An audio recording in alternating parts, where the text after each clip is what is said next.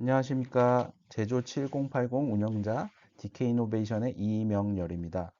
오늘은 맞춤형 시스템이 어떻게 구축을 하는지 저희가 일하는 방식에 대해서 한번 설명드리도록 하겠습니다. 많은 회사들이 시스템을 구축을 할 때 소프트웨어 업체한테 패키지를 많이 제안을 받는다고 생각을 합니다. 여기 보시면 지금 이 나무와 같이 잘 짜여진 패키지가 있고 그 패키지에 대해서 내가 사용할 부분만 이렇게 만들어서 제한이 된 다음에 이 부분을 그 업체가 잘 통과할 수 있게끔 해서 그 시스템을 쓰는 게 보통 패키지 회사의 시스템입니다. 근데 그 부분에 있어서 처음에 내가 요구사항 했던 게 팔이 이렇게 내려왔는데 실제 하다 보니까 팔이 이렇게 올라갈 수도 있죠. 근데 막상 이렇게 세팅이 되고 나서 내가 팔을 올리려고 하면 이 벽을 통과할 수가 없어요. 그렇게 되면 결국은 이 벽을 통과하지 못하니까 이 시스템을 잘 쓰지를 못하거든요. 그러면 정해진 틀에 대해서 제한적으로 사용하다 보니까 비효율이 발생이 되는데 저도 어떻게 보면 8년 전에 이런 제안을 많이 받다가 이거는 내가 도저히 효율성 있게 쓰지는 못하는데 그래서 직접 만들게 됐습니다. 생산관리 시스템에는 큰 줄기는 저는 개인적으로 좀 비슷하다고 생각을 해요. 그래서 큰 틀에 뼈대가 있고 그 뼈대에 대한 요구사항을 들어서 수주관리에선 내가 이렇게 만들고 싶고 생산관리에선 이렇게 만들고 싶고 품질은 이렇게 만들고 싶고 그 요구사항대로 그 회사마다 같은 업종에 있어도 생산 설비가 어떻게 되느냐, 운영 방식이 어떻게 되느냐, 그다음 어떤 외주 처리를 하느냐에 따라서 다 다르기 때문에 그거에 맞춰서 이렇게 나무를 오히려 뼈대에서 나무를 만들어야 된다고 생각을 합니다. 실제 일을 하는 방식에 대해서 또 다시 한번 설명드리면 실제 그 회사의 개선 사항들은 담당자분들이 제일 많이 알고 계세요.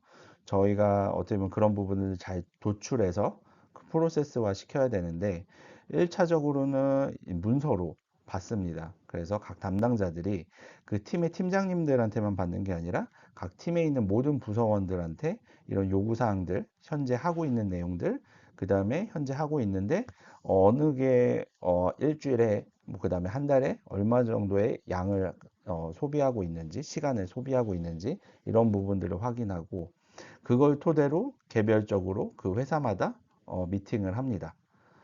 그 다음에 그걸 토대로 해서 그 회사에 보통 많은 중소기업들이 회사가 성장하면서 R&R 역할과 책임이 많이 깨져 있는데 그 부분들을 한번 정립을 합니다. 그러면 생각보다 시스템이 아니어도 효율성을 개선할 수 있는 부분들도 나오고 그 부분이 정립이 돼야 시스템을 구축을 할 때 원활하게 됩니다. 그럼 단순히 인터뷰에서 끝나느냐? 그게 아니라 저희 같은 경우는 그 부서마다 그 담당자마다 어떤 엑셀 파일을 가지고 일을 하는지에 대해서 분석을 합니다. 그래야 그 시스템에 그 엑셀 업무가 녹아져야 실제 업무량이 줄어들게 됩니다. 그래야지 결국은 이 업무량을 깨트렸어. 어떻게 보면 3시간 걸리던 게 뭐 1분 클릭 한 번으로 대체가 돼야 실제 투자 대비 회수율도 시스템에서 보완을 계산을 해야 된다고 생각을 합니다. 그래서 그 내용들을 이렇게 열어보면은 많은 분들이 어쩌면 시스템이 없는 업체뿐만 아니라 시스템이 있어도 그 나에게 맞는 시스템이 아니면 결국은 엑셀을 쓰고 엑셀에서 업무를 주로 하고 결국은 최종 결과물만 MES 생산관리 시스템에 넣게 됐는데 그럼 결국은 이거는 이중 작업을 하게 되는 겁니다. 그러니까 어떻게 보면 효율성이 안 나고 결국은 시스템은 구축은 했는데 이게 진짜 좋은 건지 안 좋은 건지 제대로 투자했는지 이런 부분들에 대해서 애매한 부분들은 결국 이 각 담당자들의 업무가 그 시스템에 녹아져 있어야 되는데 결국 녹아져 있지 않기 때문에 두 가지 업무를 하기 때문에 그런 현상이 발생이 됩니다. 저희는 이런 내용들을 분석해서 다양한 요구사항에 대해서 제품을 만들어 봤는데요. 저희는 라이브러리화해서 그런 경험들을 그 시스템에 맞게끔 좀 구축하는 방식을 취하고 있습니다. 지금 엘리베이터 완성품 제품사인데요. 이 회사는 영업 부서별로 목표량 대비 실적을 좀 보고 싶다라고 하셔서 이런 화면들, 좀 보통 생산 관리 시스템에는 영업에 대한 좀 이런 금액 부분이나 이런 부분들은 ERP 다른 이렇게 이제 시스템을 관리한다라고 생각을 많이 하시는데, 요즘에 작은 기업 단위에서는 MES든 ERP든 그냥 한 시스템에 좀 구현되기를 원합니다. 물론 회계적인 디테일한 부분을 ERP에 가는 게 맞는데요. 그렇지만 이제 프로젝트에 관련된 이렇게 좀 볼 수 있는 부분들은 시스템 입장에서는 필드값 하나 추가로 해가지고 내용을 좀 보여드릴 수가 있습니다. 또한 그 부품사 어떤 고객사별로, 그 다음에 어떤 아이템별로 내용을 보고 싶다라고 하셔서 좀 구축했던 사례고요. 또 어떤 회사가 우리의 기여도가 많은지, 특히 임가공 회사 사례인데요. 임가공 회사는 내 설비를 가지고 제한된 시간에 어쩌면 금액을 많이 생산해야 됩니다. 그러면 일거리는 많이 나한테 주는데 단가가 낮아서 어차피 일은 많은데 우리 회사의 기여도가 적은 회사도 있고, 일은 양은 그렇게 많지는 않은데 어떻게 보면 단가가 좋아서 부가가치가 높은 회사들도 있습니다. 이런 인가공 회사는 지속적으로 그 회사들에 대한 평가를 해서 어쩌면 같은 시간에 일을 하면서 최대한 수익률을 높일 수 있는 의사결정을 하는데 도움이 되게끔 이렇게 제안을 할 수 있게 보여드리고 있습니다. 그 다음에 이거는 실적 관리인데요. 현장에서 그 프로젝트에 대해서 시작 종료를 저희는 누르게끔 해놨습니다. 그래서 그 예상 시간 대비 실적에 대해서 좀 볼 수 있게끔 요청이 해서 이제 만들었던 사례고요. 그 다음에 어떤 중간에 업무라는 게 쭉 가다가 끊길 수도 있고, 우선 작업이 발생되거나 불량이 나가지고 어쩌면 멈췄다가 다시 할 수도 있잖아요. 그런 부분들을 좀 체크하게끔 할 수 있었던 사례고요. 또 생산성 대비해서 어떤 실적을 관리할 수 있는, 생산성 분석할 수 있는 그런 페이지를 원해서 자동차 부품사에 좀 커스터마이징 했던 사례고요. 그 다음에 계획 대비 실적을 좀 보일 수 있게끔 해달라 해서 이렇게 좀 커스터마이징 했던 사례입니다. 또 어떤 회사는 그 설비에 대해서 영업사원들이 여러 명이 있는데 이 부분을 내가 잡고 어떻게 보면 이 시간을 예약하고 싶은 스케줄링, 예를 들어 뭐 미용실이나 이런 데 갈 때 이렇게 예약 잡듯이 이 설비에 내 고객사의 주문을 넣고 싶다, 이런 부분들을 표현하고 싶다고 해서 원하는 대로 이렇게 좀 표현을 해드린 사례였고요. 이번에는 자재 추적 관리 관련돼서 제품에 대해서 롯데 관리도 있지만, 이런 로프 업체는 한 롤이 예를 들어서 3,000m면 한 현장에 3,000m만 가는 게 아닙니다. 예를 들어서 100m 쓰고 또 다른 현장에 또 200m 쓰고, 이런 부분들을 이제 계속 기록하게끔 해서 이 로드에 어떤 현장들이 이렇게 납품되었는지 이제 추적 관리할 수 있게끔 좀 해서 요청했던 사례였었고요. 또 엘리베이터 완성품 업체인데 이 현장에 어디서 구매했던 제품이 어떻게 나갔는지를 좀 추적 관리하고 싶다고 하셔서 이런 부분들을 좀 구현했던 사례입니다.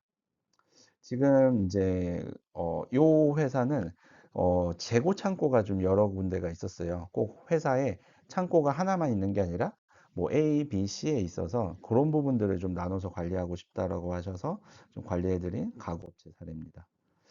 일반적인 부분들로 이제 다시 한번 좀 공통 모듈로 해서 한번 설명드리면, 업체마다의 수주 관련된 내용들은 되게 상이합니다. 그래서 이런 부분들을 다양하게 넣을 수 있게끔 좀 진행을 했었고요.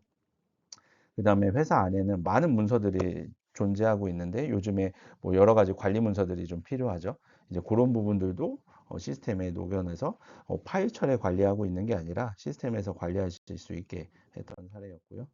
또 이제 자기 제품이 있었던 회사들은 자기 제품에 이 BOM, 비ll 오브 머터리얼이 이게 표현이 돼서 이게 자재 소요량이 어떻게 돼서 얘가 하나가 생산되면 얘네들이 차감되고, 얘가 출하가 되면 얘가 차감이 되고, 그 다음에 이 제품에 대해서 좀 디테일한 정보가 있으면 또 그 정보도 넣을 수 있게끔 했던 사례입니다.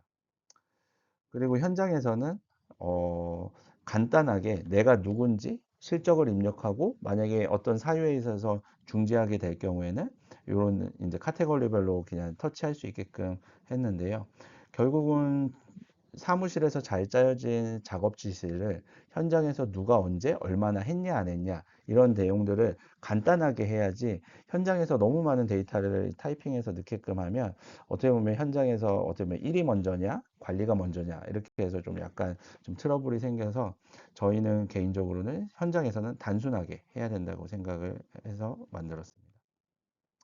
또 어떤 회사는 이 수주 내용에 대해서 다 완료됐을 때 고객한테 알리고 싶어서 카톡을 좀 연동했던 사례고요. 그 다음에 회사 안에 수주 등록이나 어떤 납기일이 있을 때 스케줄 관리할 수 있게끔 다양한 스케줄 캘린더를 커스터마이징 했던 사례입니다. 또 요즘에는 모바일로 많이들 이제 사진을 핸드폰으로 증빙 사진을 찍는 업체들이 많아서 모바일에 특화되게끔 메뉴를 구성하고, 이 사진 등록을 누르시면 어, 핸드폰에 카메라가 열려서 그 현장의 내용으로 사진이 들어갈 수 있게끔 좀 구축했던 사례고, 그다음에 그 중요한 정보들이 PDF로 보기를 원할 경우에는 여기 PDF로 좀 보실 수 있게끔 좀 진행했던 사례고요. 저희 회사도 똑같이 증빙 사진이 어떻게 보면 디카로 했을 때는 10분 초로 저장이 돼 있다가, 지금 현재는 현장별로 사진이 쏙쏙쏙 들어갈 수 있게끔 해서 좀 관리하고 있습니다. 저희 회사에서 처음 개발했던 그런 대량 수주 데이터, 이런 분류 방식에 대한 있던 사례고요. 그리고 그 주문에 따라서 많은 내용들이 오고 갑니다. 근데 그게 구두로 카톡으로 정보하는 게 아니라 시스템에서 관리될 수 있게끔 좀 기록했던 사례고요. 그래서 보통 이런 프로세스 시스템 구축을 보면, 보통 일반적인 스마트 공장 이런 태스크 플로우에 따르면 이런 식으로 좀 진행이 되는데, 비전문가가 한번 이제 알기 쉽게 제가 여기 비고란을 다시 한번 설명을 드렸는데요. 보통 부서별로 이렇게 한 번씩, 이렇게 두 번씩 인터뷰를 하고, 그 인터뷰한 내용을 제가 정리해서 이게 맞는지 컨펌하는 시간을 요구사항 정의 시간이라고 봅니다. 그리고 확정된 요구사항을 바탕으로 해서 화면을 설계를 합니다. 그리고 나서 고객들이랑 피드백을 하고, 그 다음에 그게 컨펌이 딱 되면 그때부터 실제 코딩을 하는 시스템 구축 개발이 있고요. 그러면 일단 시스템 구축이 개발이 끝나고 나면 어떻게 보면 서로 상상하면서 이 부분을 개선하고자 만들었잖아요. 그 부분을 이제 1차 배포했을 때 한번 피드백을 갖는 과정을 갑니다. 그럼 이때는 현장까지 같이 배포하기보다는 사무실 안에서의 사무 업무 부분, 그런 부분들 위주로 진행을 하고, 현장에서 누르는 내용들을 가상으로 하고, 여기에서 보통 피드백이 와서 수정 보완을 합니다. 그리고 나서 그 수정 보완 내용을 이제는 현장까지 배포를 했을 때 또 현장에서 또 수정 요청 사항들이 또 생기기도 합니다. 그러면 그 부분을 또 다시 한번 빠르게 수정 보완해서 결국은 시스템이 잘 안착을 하게 돼야 되는데요. 이거는 총 1년 동안 스케줄로 봤는데 보통은 한 7개월에서 8개월, 이제 큰 프로젝트 경우에는 한 9개월에서 12개월 정도 이렇게 봐서, 이런 이 흐름대로 지금 진행을 하면서 맞춤형으로 구축을 하고 있습니다. 어떻게 보면 중견기업급 이상은 패키지가 오히려 잘 어울릴 수 있다라고 생각을 해요. 근데 그거를 수주받아서 일을 하는 어떤 중소단위의 업체들은 오히려 커스터마이징의 영역이 더 필요하다고 생각합니다. 그 이유는 아까 앞서 말씀드린 것처럼 설비 운영 방식이나 설비가 있는지, 그 다음에 외주 처리를 어떻게 하는지, 이 여러 가지 상황들이 있기 때문에 오히려 제가 생각하기에는 소기업일수록 이렇게 커스터마이징을 오히려 해야 더 잘 쓸 수 있다라고 생각을 하고, 저희 회사가 그랬듯이 타 회사도 지금 그런 방식으로 저희가 커스터마이징 하면서 구축을 하고 있습니다. 이상 저희 회사가 이렇게 개별 기업에 맞춰서 구축하는 방식의 설명을 드렸습니다. 네, 감사합니다.